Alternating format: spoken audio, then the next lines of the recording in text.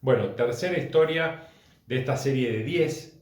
Este viaje fue, bueno, un viaje de aquellos en los cuales les contaba invertíamos muchos días y hubo muchas historias dentro de la gran historia de este único viaje.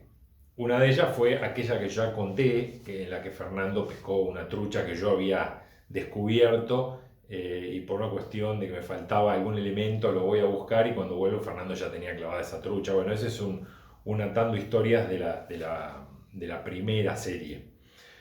Dentro de ese mismo viaje ocurrieron un montón de otras cosas, dentro de las cuales les voy a contar alguna de ellas en este video. Hicimos un poco de todo, turismo y pesca. No siempre se llevan bien de la mano, se van bien de la mano estas dos cosas. Y bueno, este fue un caso, ¿no? Un ejemplo de eso. Ya van a ver un poco los pormenores en el desarrollo de la historia. De cualquier manera lo pasamos bárbaro y todos los percances y las anécdotas, nada, fueron muy divertidas, aun cuando algunas fueran problemáticas, como problemas con el vehículo y demás. Pero bueno, los dejo con este nuevo capítulo que se llama Muchas vueltas pero pocas truchas.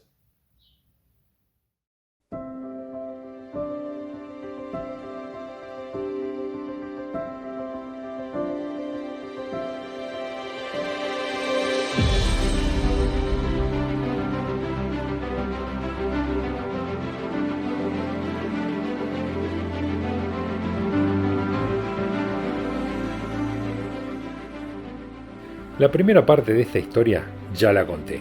Sí, ya la conocen. Es aquella llamada Fernando y mi trucha. Pero aquel fue un largo viaje, con muchas más cosas para contar. Si recuerdan bien, salimos de Buenos Aires en aquella flamante niva de Sebastián, la cual cerca de Bahía Blanca nos dejó varados por una semana hasta que pudimos seguir adelante. Antes de terminar pescando el río Gallegos y que Fernando pesque mi trucha, ya habíamos pasado por otros maravillosos lugares de la Patagonia Austral. Una vez que pudimos solucionar el problema mecánico, volvimos a ajustarnos al plan original que era visitar el glaciar Perito Moreno. Ninguno de nosotros lo conocía. Ver de cerca a este coloso es algo conmovedor. Por las noches, acampando a pocos kilómetros, escuchábamos los truenos provocados por la caída de grandes trozos de hielo o por movimiento o fracturas internas en el corazón del glaciar. Pero, a la luz del día, era cuando todo el esplendor de esta maravilla nos impactaba. Toda la gama de matices desde el blanco hasta el azul profundo. Luego de algunos minutos, el efecto es hipnótico, no se puede dejar de mirarlo. Pero el encanto es directamente proporcional a las ganas de pescar, así que dejamos por un rato el glaciar para ver qué se podía hacer en las aguas del lago argentino. En realidad, el Gran Lago no es el mejor lugar que podíamos elegir para pescar, pero claro, el valor que le da el glaciar hizo que dedicáramos un rato, aunque sea. Luego de unas horas nos dimos cuenta que nada significativo iba a ocurrir al lanzar nuestras moscas a la turbia y gélida agua del glaciar. No era mucha la información que teníamos sobre la pesca en la zona, por lo que tuvimos que acudir al consejo de gente local que nos sugirió visitar el lago Roca, no muy lejos de allí.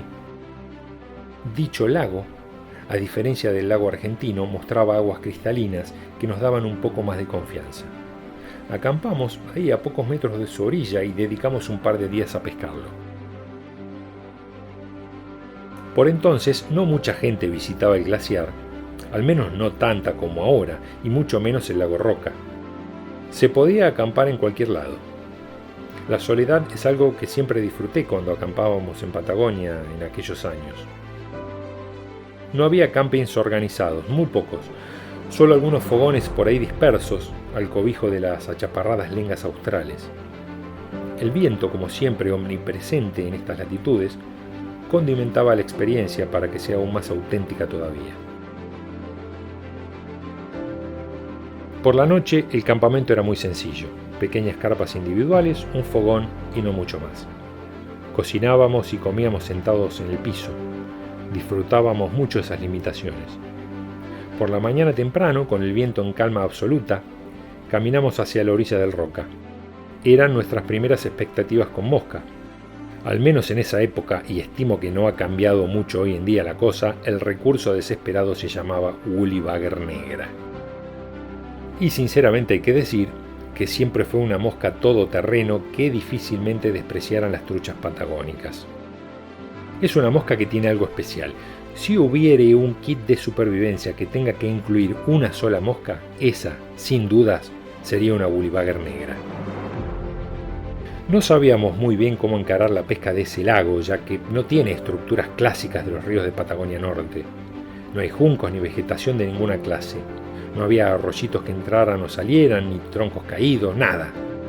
Así que lo único que atinamos a hacer fue comenzar a pescar en el lugar mismo en el que llegamos al agua y tirar lejos con la woolly bugger y un shooting. Ya les dije que por entonces nuestros recursos eran muy limitados. Hoy pescaría ese mismo lago absolutamente diferente. Es una pesca realmente monótona y luego de un rato sin piques directamente aburrida.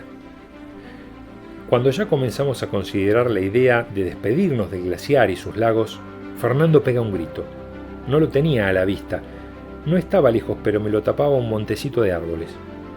Cuando me acerco lo veo con la caña doblada, una vieja caña 6 que se veía bastante exigida.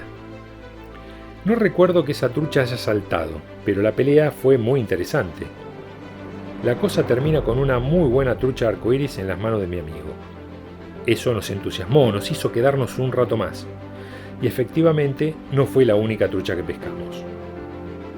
Mezcladas con las arcoíris aparecieron algunas truchas de lago o boconas, como se las conoce por allí. Son salvelinus, primas de las fontinalis, pero para nada tan lindas como aquellas. Pescamos todo ese día y al siguiente levantamos campamento y fuimos a conocer el Chaltén y el Río de las Vueltas. El clima ya no estaba tan amigable, y a medida que nos adentrábamos en la montaña, menos todavía. El Chaltén por aquellos años era un caserío. No sé por qué, pero no tenemos fotos del pueblo, no sacamos ninguna. La idea era llegar hasta la Laguna del Desierto, la cual se había hecho célebre por un conflicto limítrofe entre Chile y Argentina. Ese verano, recién se había terminado el camino para poder llegar con vehículos desde el Chaltén. El lugar es de extrema belleza. Acampamos con la lluvia martillándonos gran parte del día. Hacía muy poco que habían sembrado truchas allí, por lo que lo único que pudimos pescar fueron pequeños juveniles de arcoíris.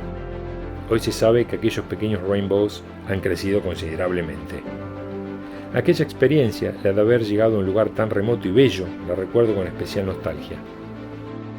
Conocimos a otros pocos entusiastas que se atrevieron a llegar hasta allí a pesar del clima y que por entonces nos veían como bichos raros pescando con bichos raros que no eran bichos.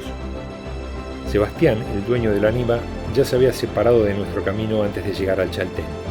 Su novia lo esperaba en Calafate para continuar los dos juntos el viaje. Fernando y yo nos fuimos al río Gallegos, que es donde Fernando pescó mi trucha. Ya conocen la historia. Y luego de eso, con muchas anécdotas para contar, pegamos la vuelta exhaustos, destruidos, sucios y malolientes, lo suficiente como para que cuando ingresamos al avión que nos traería de vuelta a casa, los pasajeros se mantuvieran a una prudente distancia de nosotros.